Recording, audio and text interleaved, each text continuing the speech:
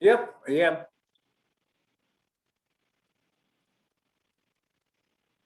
Take it away. That's it. Wapamaskasiga, son paskamos to soas, is like the Utsian, is I see no comascachivino. My soul name is Spirit, my spirit name is White Bear. I come from the Buffalo Chow family, which is also Albert Lightning's family, and then I come from the Bear Hills people. In my since I was a young boy, my father always told me to, when I talk to people or groups, I always say who I am, where I come from, identify who I am in my family. So that's part of our responsibility as people, as a Nahil, as a Cree, as I guess for a lack of a better word, because we're Nahil. And one of the things I found that is interesting when I went to school, I took mediation, and I thought I spoke good English till I went to when I took mediation, restorative justice. In English, the language is different when we're talking to government. When we're talking in courts and all these different places. I just wanted to share that message with you about language. It's so important when we're meeting with government officials, how our language is, how we speak our language, our English language, because there's a different level of language they speak. And that's something to be able to understand that, to be able to get you what you need across to them, because they speak a different language than we do. Another part I wanted to share with you as well is that life today is changed so much with the virus that's going around, and also with all the natural disasters that are happening in our land. And that's something that's really important to understand, is that the predictions from our ancestors predicted what we're going through today, that it's real, that life is changing as we know it. And one of the things in my life I've been sharing with everyone is that we need to go beyond ritual in our lives. We need to go back to ceremony in our lives. Ceremony is with spirit, and that can be done within our lives, within our families, even in our workplace, especially our workplace, that we keep ceremony in your life. Because ritual is something that has no spirit. It's something we just do because we have to do it. We go through the motions. And that's something that government does. They do rituals. And as First Nation people, we got to keep our ceremony with ourselves and bring that ceremony with you when you do your presentations or when you work with other government agencies. And in our families, it's important to keep ceremony there as well. Because a lot of times families are breaking up all across our land because they didn't have ceremony in their lives. And it doesn't matter what church you come from or how you pray. As long as you have ceremony in your life, that's important. I just wanted to share that message this morning. I'm going to say a prayer in my language, and I'll sing a short blessing song. And everybody across the land, enjoy your day. And like Paul says, you're here to learn more, to get more tools, to be more successful in your life and what you're doing. And so that's what I'll be doing this morning, and then I'll be closing at 3 this afternoon. So everybody, think good thoughts. Think of your families when I'm saying my prayer. Think of the loved ones that are having a tough time out there, whether it's virus or economics, whatever. All of us have people out there, family members, that are struggling in some way. Think of them and pray with me if you can. That'd be great. As the elders say, if there's more people praying with us, maybe one of our prayers will get through. And I believe that. So everyone out there, think good thoughts, pray along with me. Thank you. Ha no tawi ma se watsi and ha nas kun mi nagis ka mina. Ha wapate ni tai sino kwasaka maskina and lista paksita kiwe mios. Pugopenat makuguma skate mo. Ekta gwa magiwet mo ke waski wow. Sky and piti petats okay. Ha no tawi ma se we all gay sino ni tai sino kwasaka maskina and lista ekta. Suem na no tawi ma se watsi. Mste hai milk was vasiga maskina. Ha ogo ma kwesimta. Suem na. Umanas kumni nagisga wapahtama. But na mawana itamun sexu noxu. Pues kumawapahta maskina. Pues petama. Pues pixkoya. Uma kwesimta no tawi se watsi.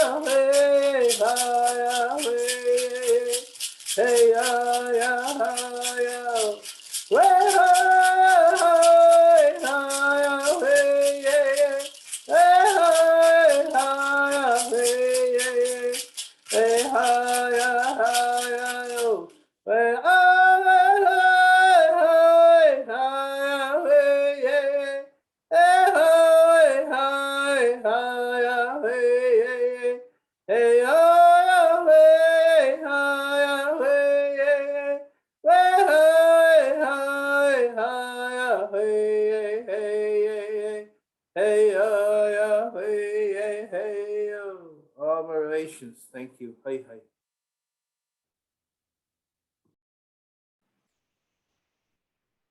Thank you so much, Musham Rick Lightning, for your words and your prayer. We're grateful that you are with us to start our day in a good way and open our minds and hearts to the learning that's about to take place. So thank you for that, and we'll look forward to hearing from you again at 3 o'clock. Next on the agenda is Ray Wanich, Cando's Executive Director. Ray? Thank you, Paul, and thank you, Musham Rick, for opening the day for us in the proper way. And I too want to acknowledge the traditional territories of many nations that have called Amasquatchie, Waskahekin home, Beaver Hills House. And also note that my third great grandfather was Grand Chief Louis Big Thunder Piaska Kiktut Piche. And he had worked with the Hudson's Bay Company back in the day. And for those that don't know, up to the south banks of the North Saskatchewan River that flows through Edmonton was the traditional territory of the Blackfoot or Blackfeet. And just to note, my dear wife is Creefoot. She's part Cree and part Blackfoot. And my fourth great grandfather was Meskeptune, Chief Meskeptune, or Broken Arm. And he too had a wife that was Blackfeet from Siksika. And both him and Chief Piche, and they were known as the Grand Chiefs of the Rocky Mountain Cree, because that's where we had positioned ourselves and then ventured onto the prairies back in those days.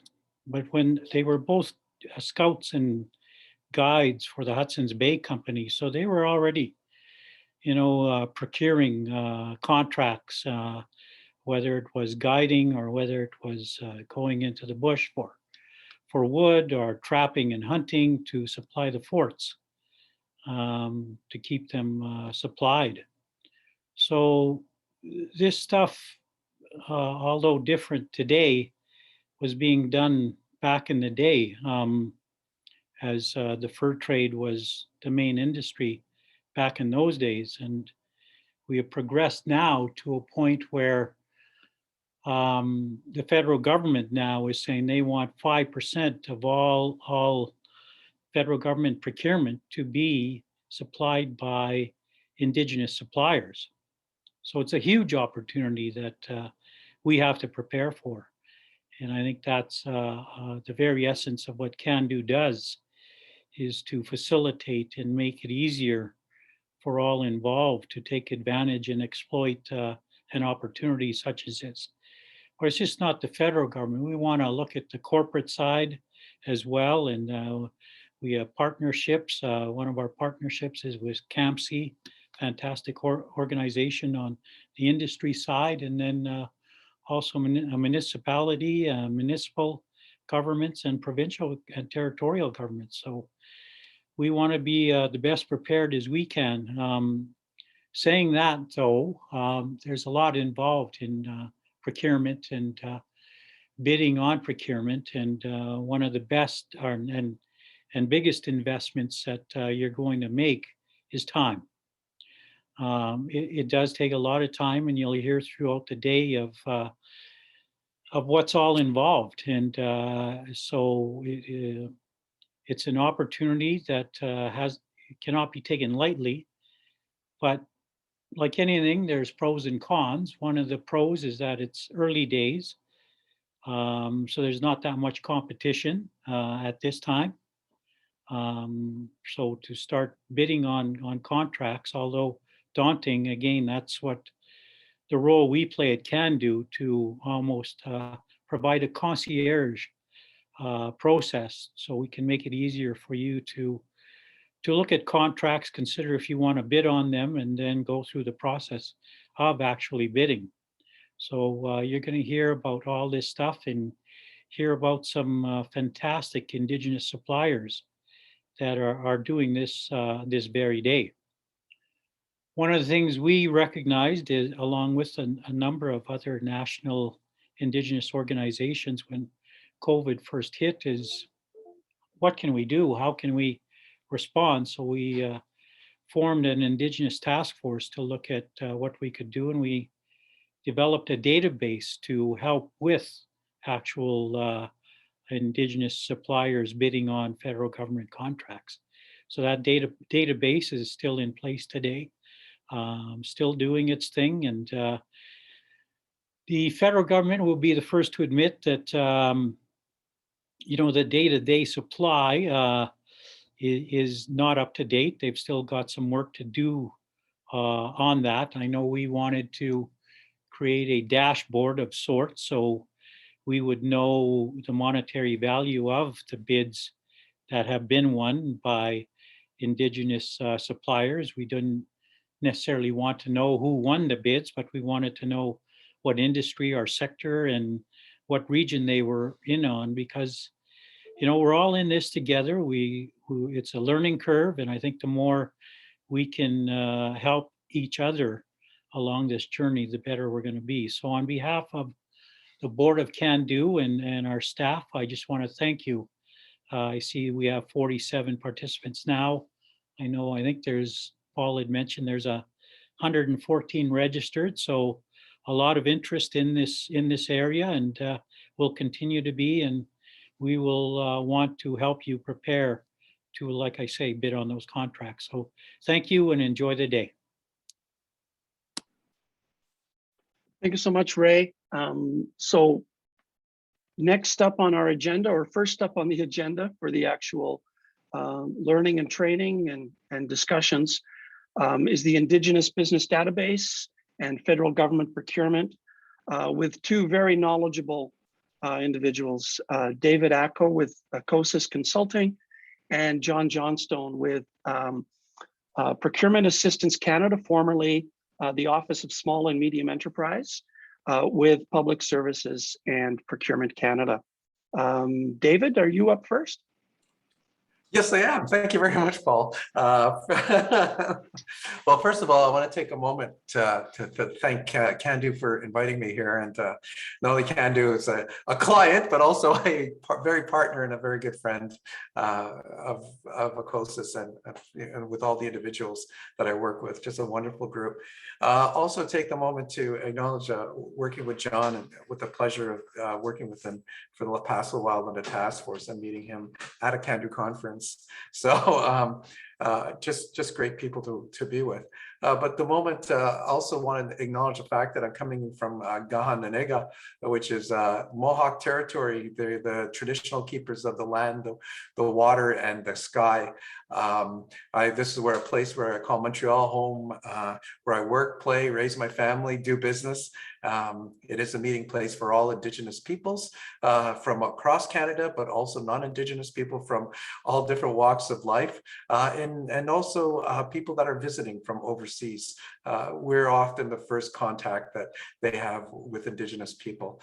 So with that acknowledgement, I just want to dive into it right away. And I'm going to start my timer because I'm going to be very conscientious of time here. So, and leave oxygen for you guys. So with that in mind, I will get my presentation going. So that, what's the, how do we do this? Okay, so, and I'll share my screen. Share screen, share screen. Oh, you know, the beauty of all these different programs is you got to think about which one you're on. So, and share screen. Whiteboard? Nope, I don't want to share my whiteboard. I do want to share this one though. PowerPoint show, share. So everybody can see my PowerPoint show? It's starting up. Nothing visual yet, but okay. Yeah, you're good to go. I am good to go. Okay, fantastic. Thank you, Paul, for giving that confirmation. So I'm going to basically talk about, you know, the business case here. Why be on an Indigenous business, but also be an Indigenous on a supplier database? And there's a few out there. So one of the things is usually the databases are, you know, the first line where people start trying to find whether you're a corporate supplier or when you're a business. They basically are creating what they call Indigenous benefit plans or Indigenous technical benefits. And there's for these large procurements. Inside, they have to know where you are, you know, who you are. So the business database is where a place where you hang your shingle. There's the CAMC database, is where Cando has a database as well. You know, right now it's COVID focused, but they're going to change. But there's also the one for the Indigenous ISCAS, which is the Indigenous Services Canada, and they have what they call an Indigenous Business Directory, which I'll show you a little bit later. But from there, when they're developing their IPCs and they have an understanding of what the capacity is, you know, they have to find out who the suppliers, where they're located, what the capabilities, are they Indigenous owned and operated? And we'll talk about certification a little bit further down the road. But this is basically where those, you know, those initial questions will be answered. And finally, you know, out of that comes out, you know, with, you know, ISED, which is Industry Canada, defining what those ITBs look like. ISC making sure that they're Indigenous Service Canada is making sure that there's Indigenous socioeconomic development, but it also rolls out for public, you know, PSPC, and in there they're creating the RFPs and, you know, the Indigenous benefit participation components and benefit plans. So all these pieces need to work together. And being an Indigenous business, being visible, this is where you would, this is where the first view will happen before they start reaching out to Indigenous suppliers. So this is where we hang our shingle. We talked about the 5%. It is a strategy, it is a policy objective. And just to give you a number of what that really means is government spends, you know, about, you know, $100 billion in spend. So this is where government really is the biggest buyer in Canada when you look at it. Okay, and corporate is lined up against this, but also direct government spend is lined up along this. And it is to engage the business community. It is to bring reconciliation. And, you know, they took this target as a percentage of the population. PSAB, or now it was formerly PSAB, you know, basically did a modernization or basically a reboot. They reduced the barriers. So at one point in time, 33% of the business, the employees had to be Indigenous. Now it's not that anymore. It's basically about spend and targets. So they also created more flexibility for set-asides and expansion and flexibility for joint ventures. And a joint venture when you look at it from contractual joint venture, there's like forming a new entity is really an agreement between, let's say, a non-Indigenous business, or it could be an underrepresented business that has capability that you don't have, and an Indigenous entity, which could be a band council or an EDO that's forming a new company, or it could be just an entrepreneur as well. So that kind of just basically broadens the capability. So the region and also the region communities. One of the things they're going to be zeroing in on is what they call the ITBs, which I put out a little bit for the industrial technical benefits and the value proposition. So there is going to be a huge vehicle besides the set-asides and the mandatory set-asides or the set-aside and voluntary set-asides, which I'll go a little bit further into. But let me zero in on the ITB side. So the ITB is basically regarded with defense spend, and they're exempt from international trade agreements, and they're huge amounts of money. They're like 20 million, $100 million. So if you get a part of that, that's a huge chunk of change for an Indigenous business or community. I said, monitors that, they have scorecards, and they're really pushing that responsibility down to the prime contractors. Who could be a prime contractor? In the case of FACT, they call it, which I'll talk a little bit further, the Future Aircrew Training, which is happening in Manitoba and Saskatchewan.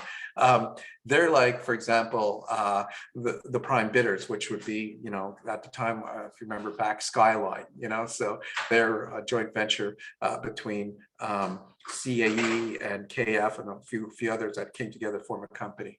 But they have Indigenous benefit requirements that are obligations that they need to fill. And in terms of value, but also capacity building as well. So when you look at it from the standpoint, it is about supplier development. This is where we're fitting in, and skills development. So this is where the EDOs fit in as well, because you're also building supplier capacity, but you're also building human resources capacity. So they're to bring that economic value. So that's what an Indigenous benefits plan does. It is to really stimulate, Indigenous businesses, subcontracting opportunities, employment opportunities, and PSPC is encouraging, to spend annually, $1 million to increase the value of the contracts and for Indigenous businesses. So towards that 5%, and partnering organizations supporting, encouraging participation with government. So I guess as Ray mentioned, the joint venture with CAMC also provides that opportunity for Indigenous businesses to partner and get to that, close the capacity gap. So just gives you an example of it, as I talked a little bit about. This program has an IPB. They're rolling it out as we speak. And it includes Indigenous suppliers that are right in the supply chain, so like primary service providers. So it could be fuel or maintenance and repair services and so forth that are happening in the area. And then there's also support that's associated with like accommodations. Pilots need places to stay, transport people need, they need to get back and forth to where they're going. There's catering services that is part of that supply chain. In there's internship and skills development and local community investment that these companies are making. So this is where the ITBs come in value for the Indigenous communities. And this is just one example. There's other examples. So I'm going to give you another example of an Indigenous business participation component. And these are not exactly tied to IPBs, or ITBs. These are really tied to, could be something within the public interest.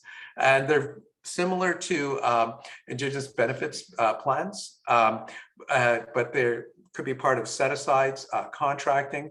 They refer to direct Indigenous subcontracting. Scholarships, training, and bursaries are also part of these, Indigenous participation components, and often they're used to multi-tier, and that's the same thing with Indigenous benefit plans. When you look at these programs, they call what they call generation program. They'll go on for 20 years. So in other words, your children can start, you can start on the program, your children can be finishing the program. So, and these are the kind of things that are very important for EDOs, they're very important for communities as they try to build up capacity, not just on the supply chain side of it, but manufacturing and all sorts of other opportunities, but also that skills development. And one of the things when you look at it, one of the things I've learned is over the years is the value of making sure dollars come into the community. You want to make them rattle around when before they exit the community. This is what IPCs and IPBs do. So PSAB, Procurement Strategy for Indigenous Businesses, formerly PSAB, this Procurement Strategy for Aboriginal Businesses. So it's been around since 1996. It is part of ISC, and it's really there to design to build up business capacity on federal government contracts. So this is a product of the Oka crisis, you know, where Canada had to examine its relationship. In the first place, they said, we do not do enough business with Indigenous businesses. So they made a concerted effort. So PSAB is really, and they just went for a reboot, as I mentioned, in terms of how they set up, you know, mandatory set-asides, voluntary set-asides, joint ventures and partnerships. And they've made it more, how do you say, easier to work with. So what do they have in the federal, you know, I would say the arsenal, if I just to sum it up, in terms of reaching that 5%, they have the mandatory set-asides, you know, that are designed for 80% of the population are Indigenous. They have the voluntary set-asides. So the voluntary set-asides are with, you know, with the different departments. They look for those joint ventures, you know, where the value of work is, you know, is 33% going towards the Indigenous businesses. Incidentals, you know, those are where they're put on a non-set-aside, but an Indigenous business had one. And of course, the Indigenous components and the conditional set-asides and modern treaties. One you have to understand with modern treaties, they do have a component of business development. And oh boy, I don't know what's going on. I think there's a bit of dust in the office here. And these modern treaties, they have obligations for Indigenous spend. So there's something that you really should look into as an EDO or as an Indigenous business, where you're sitting on your territory. Corporate diversity spend. I saw Cassandra was here, so you know, she'll probably talk more about it on the next panel. But when you're looking at IPBs and you're looking at, this is where corporations are starting to line up and looking for those Indigenous businesses they can bring into their supply chain, you know, on government contracting, but it also could be territorial driven as well. Like, for example, Suncor, or, you know, where they have, you know, resource development, or they have oil and gas, or they have energy projects. And to give you a perspective of the corporate spend on a diversity spend, I'll take you to Suncor. Suncor has, and this is a 2019 snapshot. What I understand, they surpassed this target even despite the pandemic. Is that they set out a very modest target and they met it within, you know, they increased by. They're hoping to get to this number of 230 million within 2025, but they surpassed it. You know, they created 15 new suppliers. They're well on their way, you know, of doing more business with Indigenous businesses. And they also increasing their retail chain through their partnerships. So if you look at that number, $836 million of corporate spend. I'll give you another example here is SAS Power. So SAS Power is sort of a provincial corp, and they spent $259 million of businesses since 2014. And this is one I've just been able to get, and in terms of how SAS Power is, you know, trying to integrate Indigenous suppliers into their supply chain. I want to say a couple of words about certification requirements, and this is important because what government wants to do, what industry wants to do, is they want to make sure that Indigenous businesses are, you know, are being impacted. Indigenous communities are being impacted. So certification requirements are very important in terms of, and there's a number of them. They have the CAMC certification. CCAB has a certification called Certified Aboriginal Businesses. They also have the PSAB certification to do business with government. Cando is working on a certification as well. So when you look at all those certifications, make sure that they're Indigenous businesses. And there's, you know, generally some benchmarks here. It's 51% of the ownership and control must be with the Indigenous business. And you have to show proof. Usually that's through the shareholders agreement. Proof of Indigenous heritage. And there's a few of them, the Métis card, the beneficiary cards, You know, the famous Indian card, status card is the benchmark for government as well. But when you look at all these things, you have to have that proof. And you have to be open to audit it before the contract award. So you want to make sure that business is being generated from there. And of course, the 33%. But also that stipulated in your management agreement, and also the management agreement must show that the Indigenous supply provider or the partner is the one that's in control of the business, of the JV. Concierge role, just a few words about concierge. What is a concierge? You know, basically they're there to help you. This is what Cando. This is what we learned from the task force. You know, so and really that should sit with the EDO or the organization sort of supporting the supplier. And they just basically help the buyer understand, whether it's corporate or whether it's government, from a department, understand the buyer. They also help source suppliers, and they help understand what the capacity is, help direct those RFPs.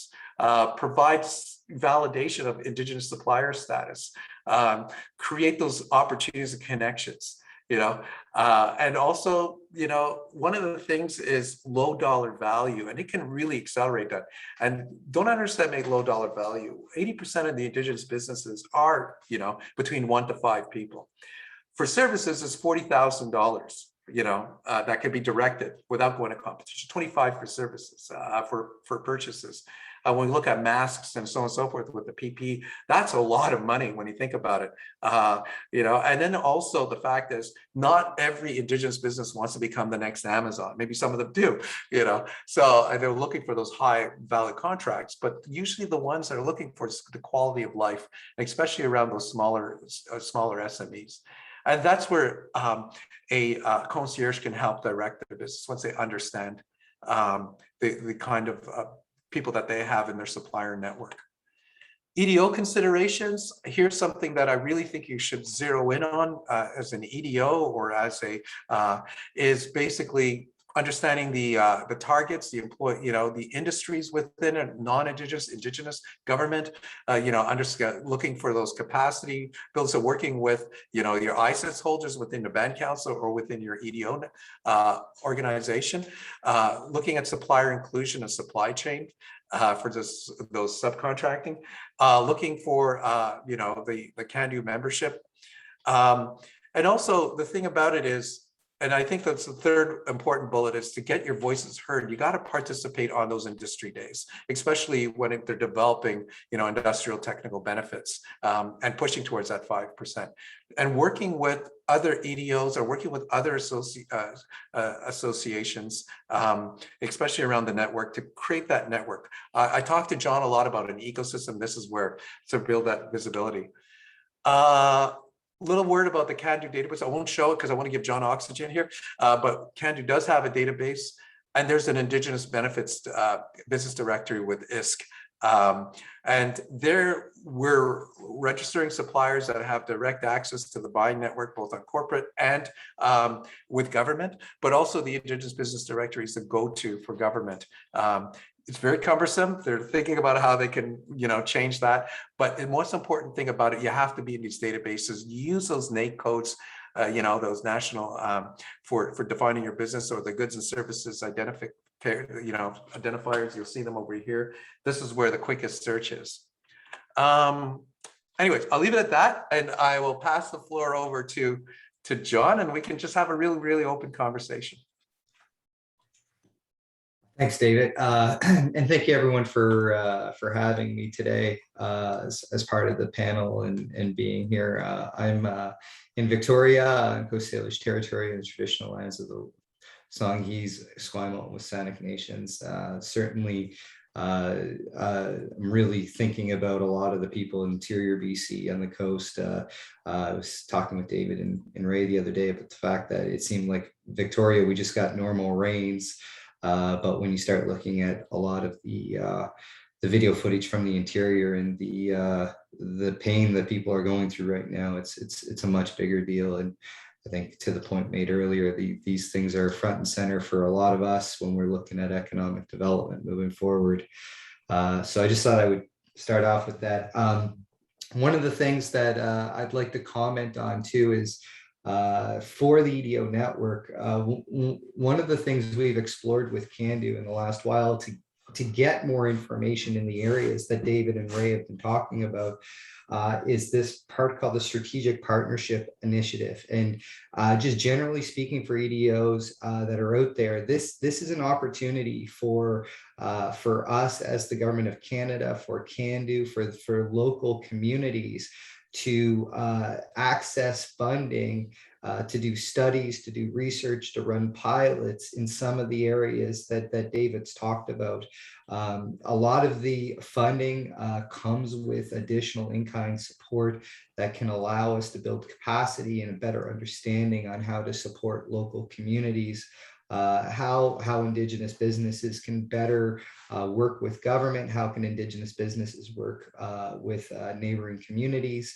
There's a lot of opportunity here. And one of the things that we did in the last, I guess it's only been 9 months, we're in a bit of a time warp these days, is that we actually worked with Cando and Acosys to develop a series of documents that basically gave roadmaps on government procurement that Cando now holds, and hopefully will be providing to the EDO network. These are hot off the press, more or less.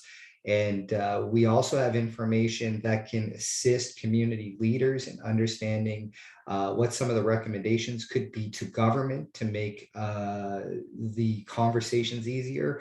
There's information in these documents that talk about the need for concierge elements and concierge networks, and also the requirements to have good data. It's the backbone of everything that we're really doing.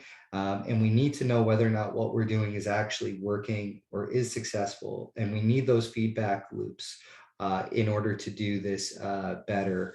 I'm not going to dive too much more into the Strategic Partnership Initiative funding or those types of processes, but I'm more than happy to have conversations with anyone here about those programs. We don't hold the program, it isn't our program, but we worked through the program and were recipients of the value of the program alongside Cando to work in these areas. So I think that is probably one of the most important takeaways to understand, is that there's a variety of initiatives that are happening right now that are actually quite innovative. It just takes in-kind work, it takes some upfront planning, and if we do it right, we may be able to assist more and more local communities with the right strategic planning to deal with government better, because to perfectly honest, being with the federal government, we are not always easy to deal with. As mentioned during the opening prayer, like the language is just so different. And I know me and David often talk about the concierge almost being translators, where we're taking government jargon and we're trying to make it into simplified language so people can make strategic decisions about what to do with it. And that's just part of the mechanism that what we have to deal with. And it's part of the thing that once we get through that translation process or an understanding of the language, then we can really start working together much more closely. David, I'll leave it there unless there's anything else you'd like me to comment on, and maybe providing an opportunity for questions and for comments as well. Sure. I just want to say a couple of words about the SPY and some of the lessons learned that we came out. SPY has been a really interesting process for us and for Cando and also for government, because really what the stance we took was really a database doesn't get you business at the very end of the day, that kind of thing. But it is a point of data, being able to suss out data, to be able to find Indigenous suppliers, everything, which holds true. But what we did work with SPY is that we started to look at the buyer and say, how do you change buying behavior? So once you identify that, you engage. So we spent a lot of time on this, working on looking at, what is the hot button for a government buyer? You know, what is the hot button for a corporate buyer? And there were things we learned out of that. Like, for example, the processes that are out there, what they're learning in the schools, you know, in public services, like, you know, fair, transparent, equal, you know, all these things that are very important and need to have it, identifying capacity and so on and so forth. And then this doesn't really bode well for an Indigenous supplier or how government uses, how government uses set-asides, or mandatory set-asides. So even though there's a desire to it, it sort of runs counterintuitive to the way, the buyers are looking at, developing opportunities for Indigenous businesses. So what came out of that was a really good understanding of what needs to be done out of it. And this is where some of these recommendations are happening and flowing into the way bids are created. So all in all, to say that what's wonderful work has happened over the past with the work that Cando has done with PSPC and Indigenous Service Canada, ISC, especially with John's group on PAC. I'm using acronyms all over. Procurement Assisted Canada. So when we're looking at that, it's a wonderful work in it, making it easier for Indigenous businesses to engage. John, do you want to add a little bit on that one? Because I know we've been knee deep into it. Well, I just, knowing the time, if people do have questions, just feel free, or if you've got comments, please go. But I think the biggest thing, to David's point on what we saw, was government acts in a transactional fashion. We do things in these small incremented silos rather than relationship based. And we are very sensitive to perception of relationships. And as mentioned, during the opening prayer by Ray as well, is that when culturally speaking, relationships are so important, that when you're going into work in a system where things discount relationships, it makes it very difficult. And that's true for Indigenous and non-Indigenous companies that are used to working in these longer term relationships, that the transactional nature of RFPs or government buying is very, very difficult for people to understand. And it's one of the things that we will be working on, to David's point, through the strategic partnership initiative work, is focusing on the buyer community and the education that buyers receive. Understanding that you can't do it as business as usual on the way through, that we really need the opportunity to develop. And especially as we are looking more focused on nation to nation relationships, we're looking at understanding in the implementation of UNDRIP, that we're looking for communities and nations to tell us how they would like to do business. These things are going to shift the way we have to do business in the future. And that's a key component, I think, that we see coming out of these documents that were produced by Cando and the recommendations to government. So I think that's the main point, David, that I would like to reiterate to people, is that's, I think, why it's difficult for communities and businesses to wrap their heads around a lot of the work, because we don't outright say it's transactional versus relationship based. But I think that is one of the key weaknesses in how we develop our relationships, I guess, at the end of the day. Yeah, absolutely. It's funny because I always mention to partners that I work with, non-Indigenous and Indigenous, Indigenous people get it right away. It is all about the relationship, and I say, relationship for me is more important than the bottom line, believe it or not, because it's trust. It is, all the rest of this kind of stuff. The product of the relationship is the bottom line, because it could be a very unequal view when you're working with a non-Indigenous company. And myself, when I'm doing JVs and so on and so forth, we finally got businesses, our partners, to really understand that hey, the relationship is very important, but also how to form that equitable relationship. And this has been really you know, that free and open, transparent conversations that you have. You know, it's really funny because the first thing that always come back is sign an NDA, you know, so we can have, which I get, it's important, you know, that kind of thing. But but that's the way, you know, when you look at, you know, the open and transparent relationships.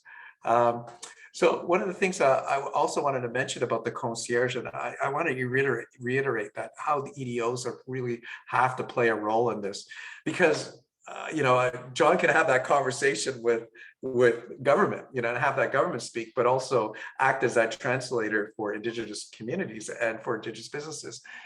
But that conversation has to stop at some point in time because of the processes. But this is where I can have a conversation, or the EDO can have a different conversation, like, you know, giving information on how to prepare a bid. One thing that we'd want to maybe quickly mention is providing a corporate bid and a government bid are two really big different animals, you know, I have a bid coordinator here. I have, you know, all sorts of support here because we have to fill out grids, and we have to fill out mandatories, and we have to fill out, we got to go back in history and all the rest. It's very onerous and difficult. And it's all part of that particular process of making sure, you know, best value for money, but also, you know, making sure the references are there and so on and so forth. In corporate Canada, it's not. You know, it's a totally different thing. A sales cycle for government is about, you know, 6 to 8 weeks, sometimes 3 months, depending, you know, on size of the project. It could run for 6 months. You know, things could stop because of an election. You know, they could go in caretaker mode. You know, so everything gets put on hold. In corporate Canada, it's much different, you know, from that standpoint. Usually it's a conversation, it's a quote, it's the expediency. I think when I start clocking a sales cycle, working with corporate Canada, that could happen within 3 weeks. You know, the other thing with corporate Canada, depending on the size of it, you also have to be part of a master supplier agreement. You know, government also has a similar thing called, you know, what they call task-based professional services, or all these other vehicles that you should get to know. EDOs should get to know it. Also, businesses should get to know it because they're complex and they're hard, they're very onerous. But you know, at the very end of the day, there's the same process that needs to go with what we call the master supplier agreement, or becoming a vendor of record, they call it. So those are I'm glad someone's translating my acronyms, because I always forget. I take it for granted everybody knows what I'm talking about. So, but anybody feel free to chime in and have a conversation. You know, what we're talking. One of the things that also you know, not just the EDOs, but the businesses that are on here have to is buy and sell. You know, so that's going to be one of the biggest tools that we use. There's other. This is where you basically could search for bids that are available online, and they kind of give you 14, even 30 days out, so to help you prepare. In there, what I basically using buy and sell, when we're looking through the criteria, that's where I kind of look for all those opportunities to maybe partner. And some of the partners and joint ventures that we formed, interestingly enough, were with PricewaterhouseCoopers, PwC, big auditing firm. And we brought the opportunity to them at the time. It was ESDC. And this is like a $25 million multi-year contract, you know, with ESDC, and it's on an Aboriginal set aside. So we brought that to them because we needed to work with a large corporation at that time. Other ones, smaller bids as well, you know, where we have certain amount of capacity and our partners don't. So joint venturing, partnering is a big vehicle for us to generate business. So one of the things I want to say. So when you're looking at it from an EDO perspective, so this comes in from Angie Saltman. So can you explain more the joint venture for procurement? I'm glad you asked that question. Yeah. So a joint venture is basically when you have two companies, right? So you can have an Indigenous company or community, could be from the band council or an EDO, decide to form basically an entity, a business entity. Because it's 51% owned by an Indigenous entity or person, the business becomes Indigenous, and according to the government, according to corporate Canada. So you've actually opened up the market for the partner. So from that standpoint, what do your shareholder agreement has to show that the Indigenous business is the one that is that has control the voting interest. So this is where the joint venture sort of brings in the true value. What's really interesting is what that only does for the Indigenous business, but it also opens up for diversity spend as well. So once you create that company, you can basically start leveraging diversity spend in terms of being able to look just besides the outside of the market of government market, but also other opportunities that are on what we call diversity spend. And this is where, like the automotive industry and other industries have, dedicated Indigenous spend targets or corporate social responsibility targets that they have. So this is where a joint venture can come in value, but they're really easy to set up. I've set them up within 2 or 3 weeks, starting with negotiation. I think the fastest one, but the certification, believe it or not, takes the longest. So when we submit all our paperwork to PSAB, to certify our business, or we send it over to CCAB for to certify our businesses or other entities. So I hope that answers your question, Angie. Okay, Angie says both businesses stay independent when they join. Yes, they do. So it's basically the joint venture. So Angie's asking, do they stay as independent businesses? So there's really no financial exchange on a contractual joint venture. What is you just say? You come together to work on this opportunity. But what's important is the Indigenous business controls how that business operates. Theoretically, with a big monster like PwC, we have this joint venture. I can say no, and they have to obey. I think about that a little bit because I have to really think about that impacts on the relationship and so on and so forth. But essentially, I'm in control of that joint venture between PwC or the one that I have with Halifax. Showing on who has controlling interests.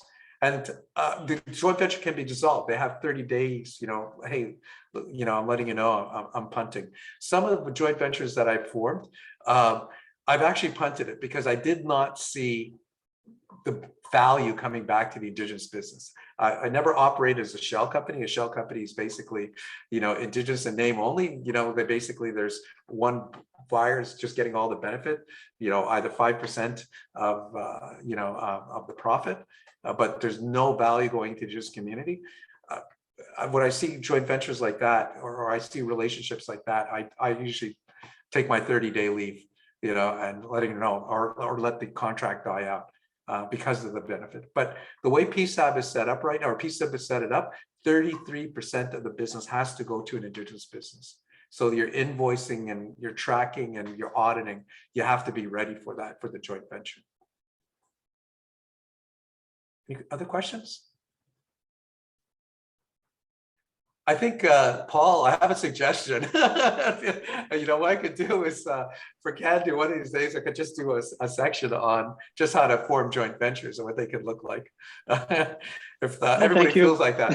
I'm teasing. That sounds like a good idea. There was a follow-up question regarding if you can have multiple joint ventures. I would assume the answer would be yes. Yes, absolutely.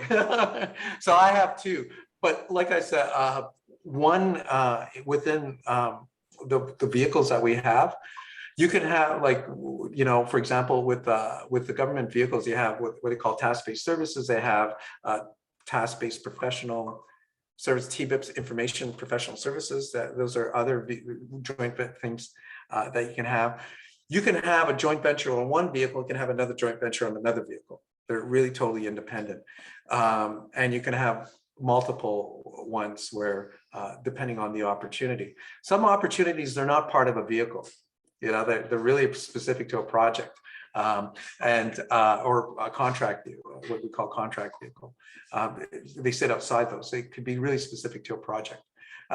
There you can have a joint venture just basically around capacity. The challenge why Indigenous businesses form joint ventures is because they're missing something to meet that bid. So when you're looking at the mandatories and so forth, they call corporate mandatories, what the business has to have, they might say you need to have 5 years in doing, let's say, IT services, and maybe the Indigenous business only has 3 years, so if they partner with a company that's been at least business for 5 years or 10 or 15, depending on whatever situation, by doing that partnership, they add that missing piece. So that's the value of doing a joint venture, is to close that capacity gap. And the other thing is also, I hate to say this, but it holds true. And this is one of the things that John and I were working on with Cando. It's changing buyer perceptions. There's a lot of biases that are out there, unconscious and conscious biases, and you don't have to look far. You read the paper, and they always talk about the negative stories about Indigenous communities and Indigenous people. So that kind of leaks into the buying behavior. So what the joint venture kind of removes the sense of the capacity issues. Can an Indigenous business or joint venture deliver? So that's one of the values as well of getting it. Jeremy, you have a question? Jeremy Andrew, you can unmute yourself. Yeah, my question is, we're starting to look at some federal contracts for infrastructure that's coming out in Newfoundland and Labrador. And I guess the issue, that I've been seeing is like when, I've been talking to representatives of Canada with, regarding the work that's going to be coming out as infrastructure, and we're talking about a point system, for they got a what do you call it? It's a the business. I had it written down here for Aboriginal business, basically, for Indigenous benefits plan, he calls it. And they sent me some paperwork for an example. I think there was some work done in New Brunswick, and they go by a point system. And the total points was 1,000 something points for this whole project, but the Indigenous aspect of it is only 60 points, and the 60 points is, if you go through the criteria and the other aspects of the main bidding, a good manager is 70 points in your bid process, and I'm thinking, is that the value that's being put on our participation?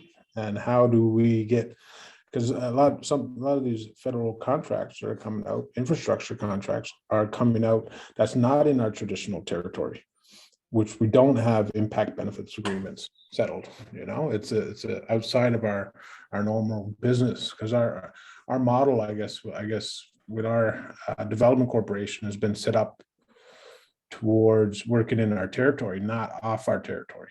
And we're trying to get into the business of actually coming out of our territory and doing business outside with Canada.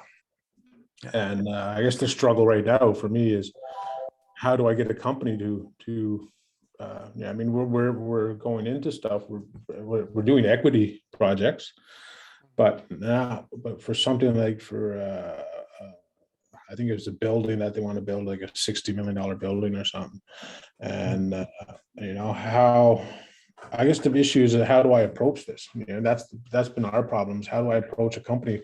Because if you don't bid on it, if none of these companies bid and include this benefit package, they'll just not get the score. And, it won't mean anything. John, you want to take Yeah, so obviously there's a bunch to unpack here, Jeremy, and I'd be more than happy to follow up with you, and maybe it's a situation whether it's myself and David or what have you. So a couple of things. First of all, is that it looks like on the project they aimed for that 5%, they rounded it up to 6%. they probably are doing so not understanding what the actual capacity is. And it's a situation where it may be possible, depending upon at what stage this development is to acknowledge that there is actually a greater capacity or an opportunity that maybe that could be, you know, a 10% or 100 points on 1,000 based on the actual level of capacity that's available to work in this area. One thing about the Indigenous participation plans or agreements or contribution agreements is that they're often focused on geographic based areas. So one of the things is that there'll have to be a different conversation when you're looking at work outside your traditional territory or as a rights holder outside of that area, because it may impact the ability to immediately participate in one of these plans directly. So there's a number of things here. One is to say that it would be great to have a conversation with you and anyone else that is in a similar situation as yourself to explain some of the strategies and what may have gone into that. To David's point earlier, one of the biggest things is buyer behavior and making sure that the buyers are actually planning appropriately, having those upfront conversations with Indigenous communities, with businesses.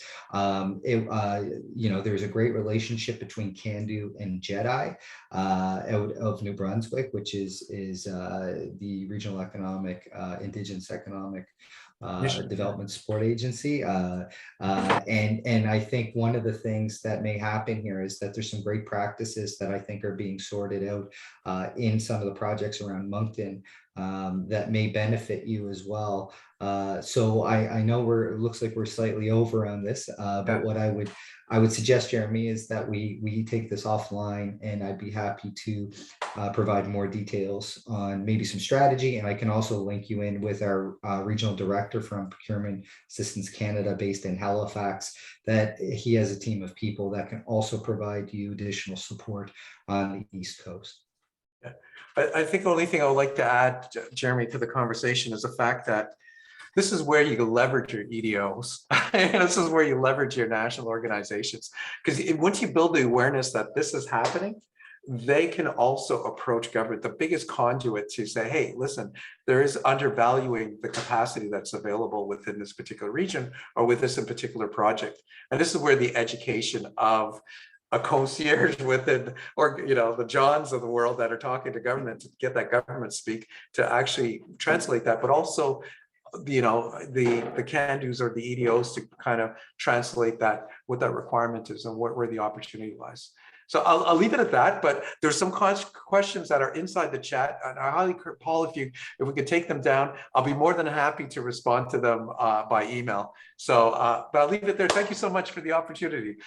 So, I'll leave it. Thank you, David. Thank you, John. Thank you, Jeremy, for your question. If you want to reach out to David and John, I've shared contact information for Breezy at Cando. If you email Breezy, Breezy has the email addresses for John and David. She'll patch you through rather than us sharing a whole bunch of additional email addresses. But certainly, oh, and someone has just shared the Jedi website as well. I know there's at least one person from Jedi on this call, so we're more than willing to help. I want to thank David and John. David for his words and John for his translation of David's words.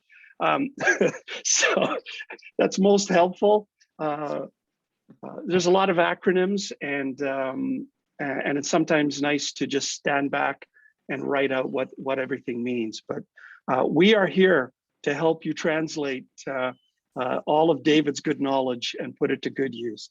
We'll hear back from David later this afternoon.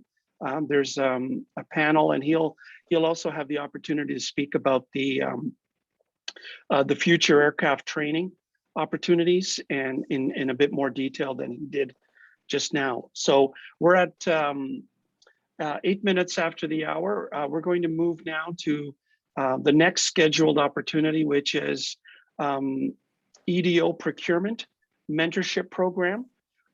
That's a program that was established last year between Cando and Procurement Assistance Canada, formerly the Office of Small and Medium Enterprise.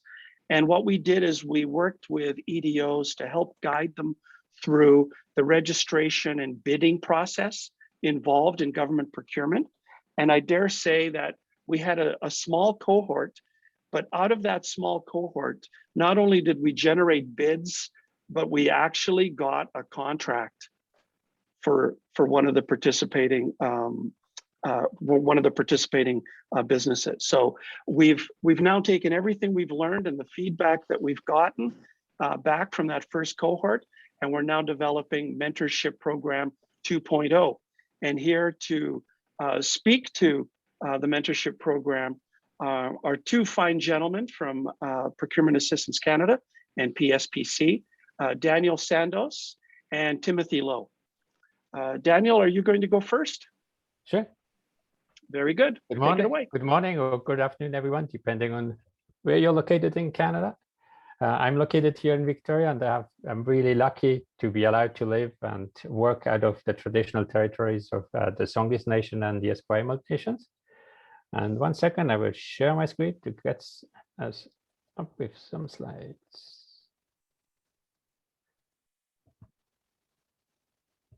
So like Paul mentioned, in partnership with us, we are coming soon with Mentorship 2.0. I hope you can see my screen. All good, Daniel. So who are we? Who is Procurement Assistance Canada? So now I can, like it happens every single time, you can make the slides move. And slide, go to this one. Yes.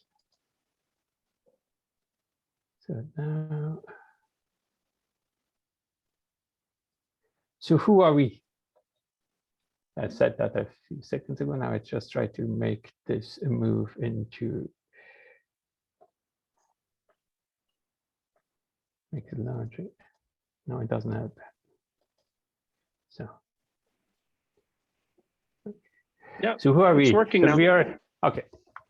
So we're here to support small and diverse businesses to work their way through the federal procurement process on how to navigate the process, how to read opportunities, how to bid and be successful at bidding. That doesn't mean that because you're part of the mentorship program that you will win every single bid afterwards. But we're here to help you. We help to reduce barriers. We help to read, to translate the acronyms like David mentioned, and how to just be part of the federal procurement lifecycle. Our office, we also have offices across Canada. So we have colleagues like us here in the Pacific. It's John, Tim, and myself, and some other colleagues in Victoria and Vancouver. We have an office in the Western region, one in Ontario, Quebec, Atlantic, and in the National Capital Region to support you. So the government of Canada is one of the largest buyers.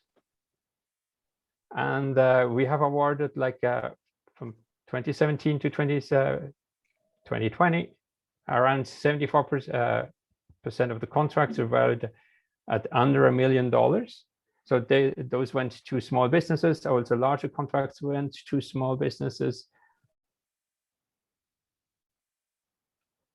So David mentioned a lot of time buy and sell. So during the mentorship program, you will be becoming very proficient at using the buy and sell website. We will go in detail about how to read the buy and sell website, how to use the different tabs you see on the screen there.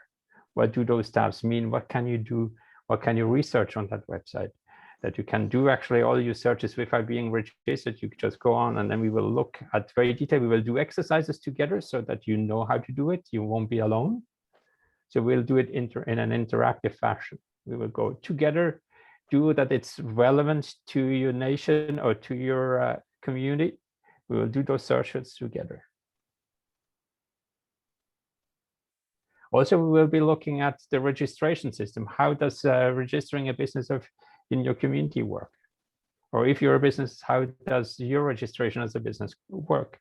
We will go through the process together so that you know when you interact with a business in your nation or in your community on how to support them when they have to register.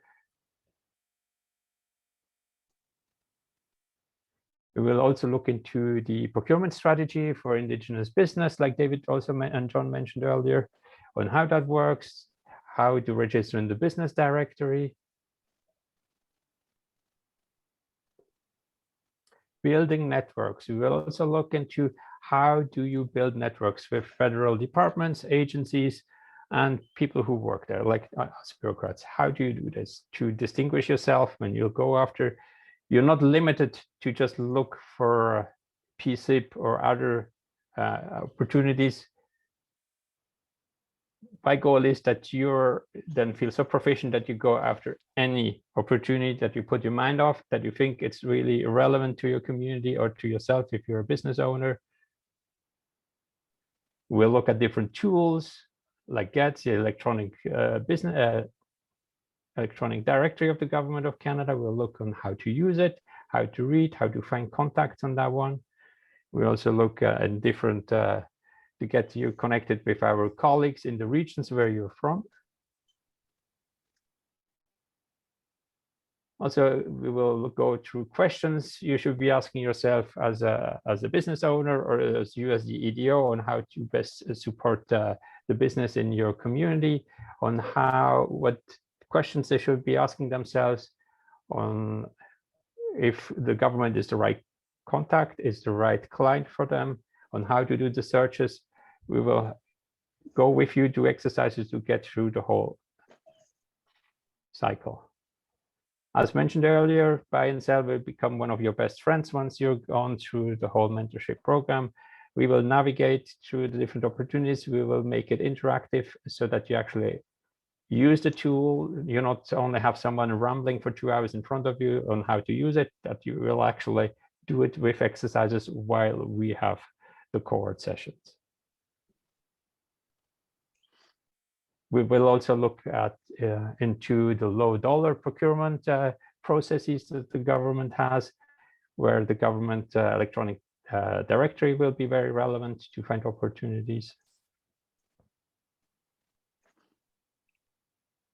We will look into the different methods of supply, like John and David have mentioned earlier, like pro services.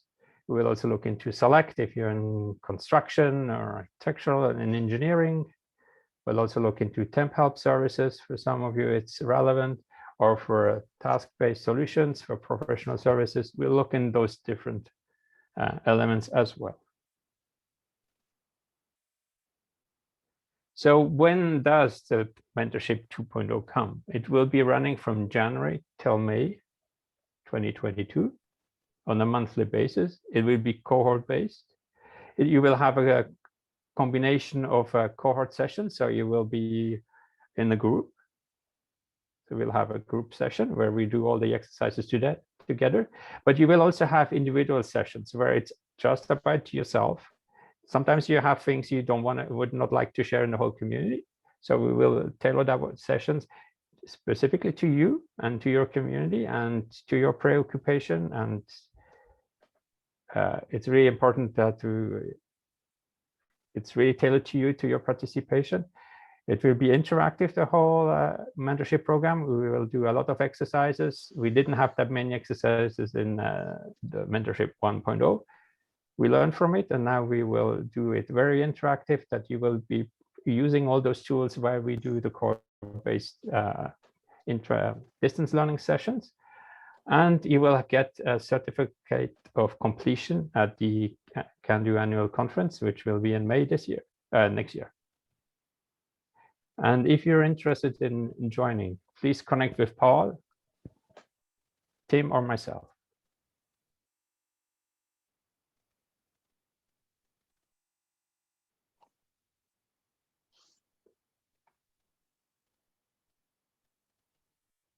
And please don't be shy, ask questions.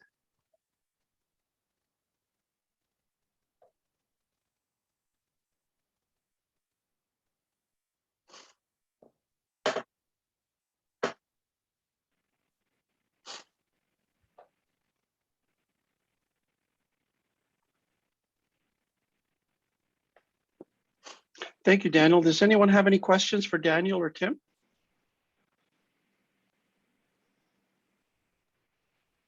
So So this is for Cando members. There's no charge, and Cando members can participate in this program. We're obviously looking for Cando members that don't have experience with the bidding process or have very limited experience and want to know more. So this is a fantastic opportunity to kind of be shown by the experts on how to navigate through the process. And like I said, we had a small cohort for Mentorship 1.0 and we got results. We're not guaranteeing those results, but we got results. So past performance may be an indicator of future performance. So it's been very helpful. And Paul, there's actually a comment in the chat box. I'm not sure if you wanted to read it out.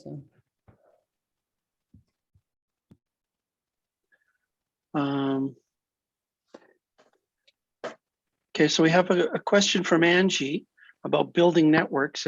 I was told there are hundreds of government procurement officers, and it's my responsibility to let them know I exist and pray that they remember me if and when the opportunity comes up.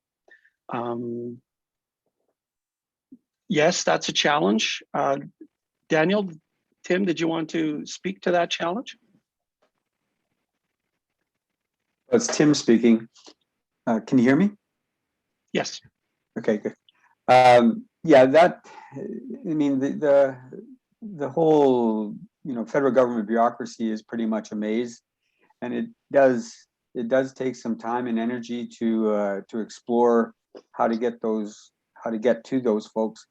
In the mentorship process, we will discuss the government employee directory system with you and how to focus on the contacts within various departments that are responsible for procurement. We would talk about how to kind of boil it down to those contacts that might be relevant to the business, to the good or service that you're providing, and show you how to research which departments have traditionally purchased the kind of good or service you would be providing, and how to direct you to the contacts, the relevant contacts. So I mean, this whole process, you get what you put into it, sort of thing. You get out of it what you put into it. There is some time and energy involved with this whole navigation of the federal procurement system, for sure. And the mentorship process is designed to be able to help you figure all that out and to try to bookmark some of the spots where you would want to go on a regular basis to just keep your business in the minds of folks who regularly purchase your good or service. So I mean, yes, it is your responsibility in a sense, but we're there to help you, and also to help you with marketing when we have the opportunity, when we become aware of a set aside or that sort of thing, and or the various databases that you may or may not be on. We can direct buyers to your business that way as well. There was a question about the Mentorship 2.0 being all virtual. It is all virtual. There is, there is some group components via Zoom, and there's also individual session, again, via Zoom or via conference call to discuss your particular requirements or limitations or areas of focus or areas of priority. It's customized. Those individual sessions are customized to your specific needs in your region and so on. But it is completely virtual. There is no in-person component at this point. I've shared information on becoming a Cando member. I've listed the website information. Sorry, someone was that you, Daniel, speaking up, or? It's Daniel speaking. I think the in-person component is when we all meet at the next conference, Cando's annual conference next year. That's right. Yeah, the awarding of the certificate of completion will be hopefully in person by May 2022. Someone else, Bentley, did you have a question? Yeah, well, actually, it's more of a statement, and I'm directing it to Angie. I'm actually at the buyandsell.gc.ca site right now, and they have a function where you can list yourself, self-identify as an interested party on specific bids. So your name gets thrown into the hat for targeted at specific bids. So it's a great thing. I just stumbled on it now. So just for your information. And also, Angie, when the mentorship is over, that doesn't mean you're left alone. We are still here. We're not going anywhere. We're here to support you at any time. And that, to that matter, anyone else who is interested in doing business with the government of Canada.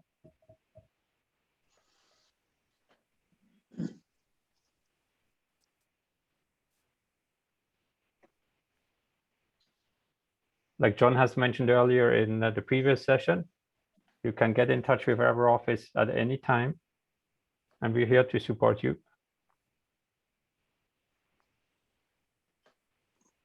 Yeah, the buy and sell website is a very good website, and you know, it's really great that some of you are already looking at it and finding out some of the filters that could be applied and the notifications that can be used to notify you when an opportunity comes your way that's relevant to your business. It's great. I think one of the most interesting components of the mentorship for me last year was the bidding, going through the whole bidding process, and we did a couple of exercises on how to bid. And that was very, very instructive, I think, to a lot of the cohort about the kinds of details you have to be looking for when you're looking at the tenders and considering the bid. And one of the best components, I think, too, was that when you're looking at the tenders, and some of these tenders can be 100 pages long and very detailed. But if you go straight to the statement of work, you get to see the actual work that you're expected to be bidding on. And it's there that you can determine whether or not this is a fit for you in the first place. So it's kind of a shortcut. You go straight to the statement of work on some of these tenders, and it'll tell you whether or not this is something that's a good fit for your company and save you a lot of time if it's not. But if it is, the whole bidding process and the exercises that we'll go through are very good. And they're a lot of fun too. And people got a lot out of it.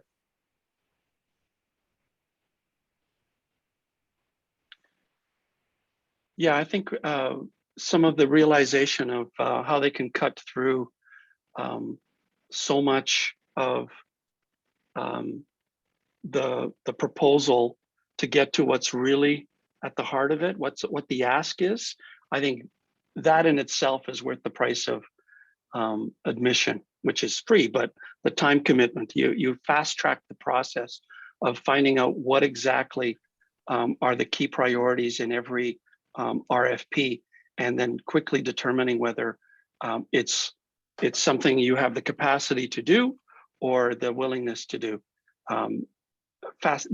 That process, streamlining that process is a huge benefit of participating in the program. So if there are no more questions, we're going to move. One hand up there, Paul, from Angie. Oh, I'm sorry. Oh, Angie, go ahead. Sorry, I got a lot of questions today. I'm wondering what the time commitment is for the procurement certification and what that looks like. So it's every month, it's an hour for the classroom session. And then then it depends on your individual commitment on what you want for your individual session. That can be an hour or it can be 2 hours.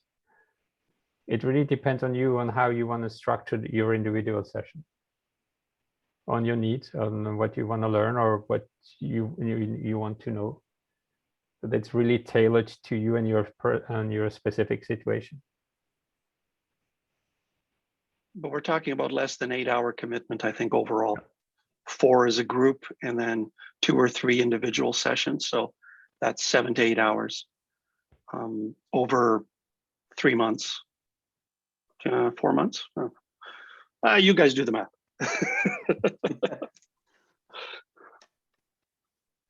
And if you think there's not enough time for you, if you need more time, we can add time. That's not an issue.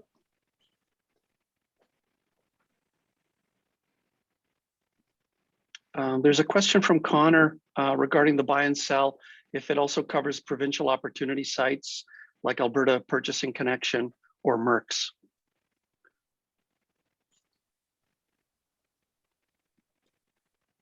The buy and sell website is specifically for federal procurement opportunities.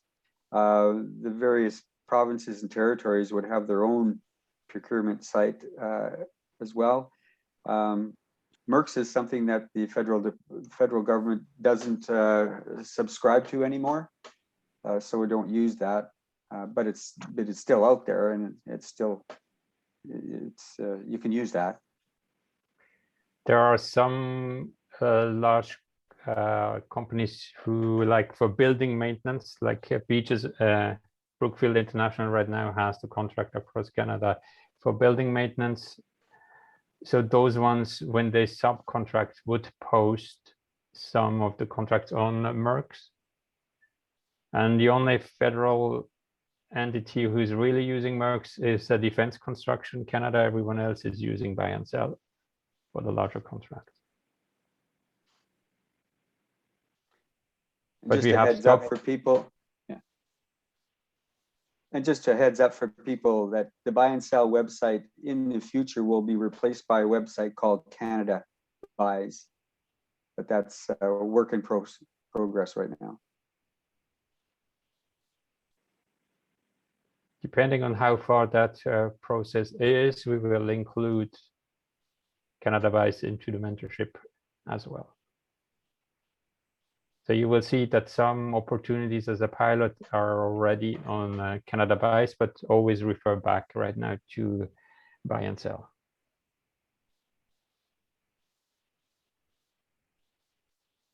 Very good. Thank you, Tim and Daniel. Well, Ken mentions that Canada Post still uses MERCS for notifications of its RFPs.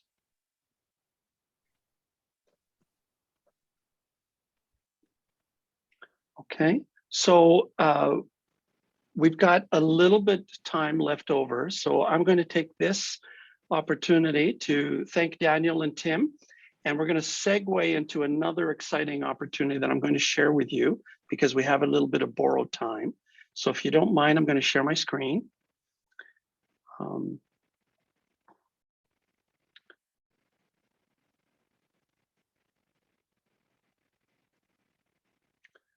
And where is it? I'm sharing the screen.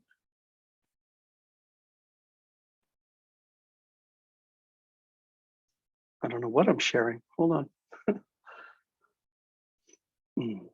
We'll try that again. Microsoft PowerPoint share. There we go. So I'm just going to go through here. So the mentorship program is designed for more of the entry level understanding of the bidding process with the federal government. Cando and the Canadian Aboriginal Minority Supplier Council have joined together to create a pilot project, also debuting spring of 2022. And what that does is it promotes membership in CAMC for Cando members that are in Indigenous businesses. So CAMC has a conduit to the corporate procurement side. So if you're already in business, if you're already registered as an Indigenous business, if you're already doing work and trying to create business opportunities on the federal government side, then you're a prime candidate to consider expanding your products and services to include procurement opportunities on the corporate side. So CAMC and Cando have joined forces to provide 25 Cando members with free membership in CAMC in spring of 2022. So 50% of the cost will be covered by CAMC, 50% of the cost will be covered by Cando.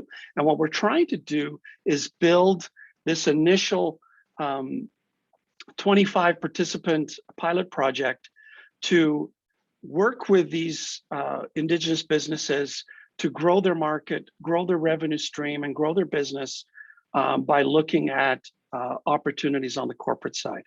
So to be eligible, you must be a Cando member. You must already be registered, or in the next little while, be registered on the Indigenous Supplier Database, and you must be a first-time CAMC membership. So if you've already been a CAMC member, let's say within the last few years, then all power to you, but this is an opportunity for those that haven't been members, and we're going to try to introduce kind of all the opportunities that are available on the corporate side through CAMC's connections and database and so on. So if you're interested, please email Breezy at breezy.lock, L-O-C-K-E, at edo.ca. This information will be available on the procurement opportunities or procurement showcase webpage that you use to register for this session. So it's an exciting opportunity. It's for those Indigenous businesses that are a bit more advanced, that are beyond the mentorship program and are looking to expand their market and revenue streams from the government side to the corporate side. And again, we'll work with you on a concierge basis to make sure that you're all registered with CAMC, your membership is paid, and that you also have some guidance through that process. If there are any questions related to that, I'd be happy to do my best to try to answer them.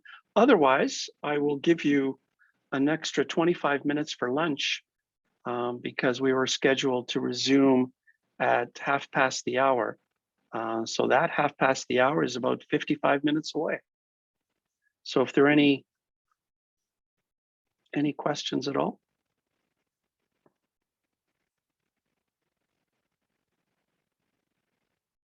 Fantastic. I did such a tremendous job. There are no questions.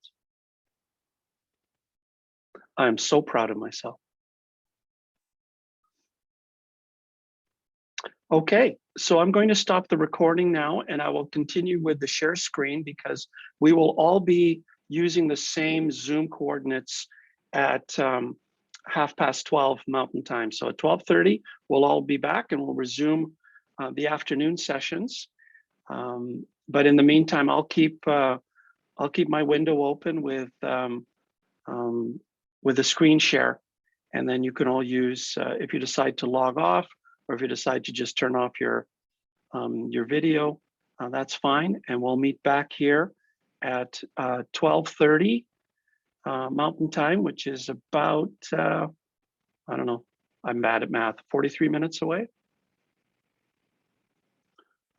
53 minutes away. See, I told you I was bad at math. All right, take care. Thanks for sharing part of your day with us, and we'll see you in a bit.